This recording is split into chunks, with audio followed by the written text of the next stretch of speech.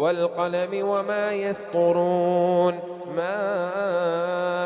أنت بنعمة ربك بمجنون وإن لك لأجرا غير ممنون وإنك لعلى خلق عظيم فستبصر ويبصرون بأيكم المفتون إن ربك هو أعلم بمن ضل عن سبيله وهو أعلم بالمهتدين فلا تطع المكذبين ودوا لو تدهن فيدهنون ولا تطع كل حلاف مهين هماز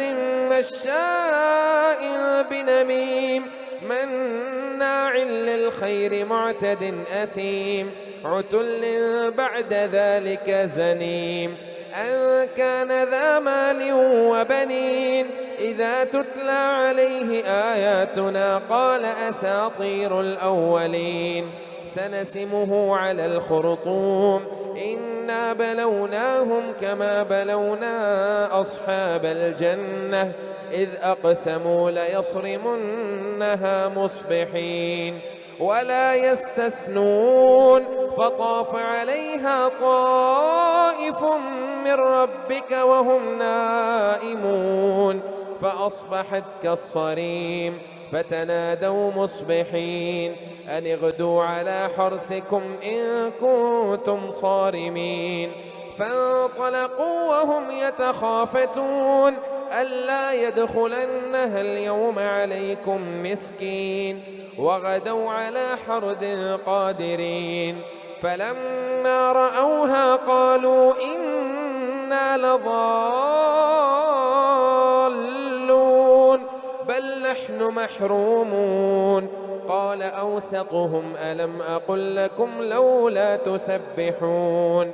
قالوا سبحان ربنا إنا كنا ظالمين فأقبل بعضهم على بعض يتلاومون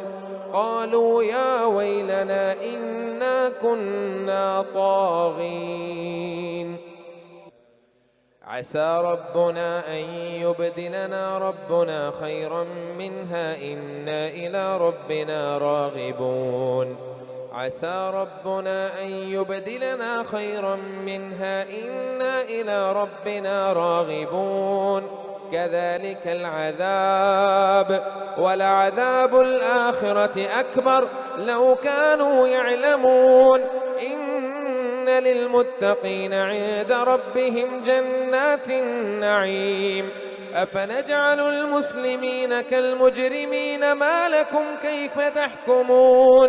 ما لكم كيف تحكمون أم لكم كتاب فيه تدرسون إن لكم فيه لما تخيرون أم لكم أيمان علينا بالغة إلى يوم القيامة إن لكم لما تحكمون سلهم أيه بذلك زعيم أم لهم شركاء فليأتوا بشركائهم إن كانوا صادقين يوم يكشف عن ساق ويدعون إلى السجود وهم سالمون يوم يدعون إلى السجود فلا يستطيعون خاشعة أبصارهم ترهقهم ذلة وقد كانوا يدعون إلى السجود وهم سالمون فذرني ومن يكذب بهذا الحديث سنستدرجهم من حيث لا يعلمون وأملي لهم إن كيدي متين أم تسألهم أجرا فهم من مغرم مثقلون أم عندهم الغيب فهم يكتبون فاصبر لحكم ربك ولا تكن كصاحب الحوت إذ نادى وهو مكظوم لولا أن تداركه نعمة من ربه لنبذ بالعراء وهو مذموم فاجتباه ربه فجعله من الصالحين وإن يكاد الذين كفروا ليذلقونك بأبصارهم لما سمعوا الذكر ويقولون إنه لمجنون وما هو إلا ذكر للعالمين.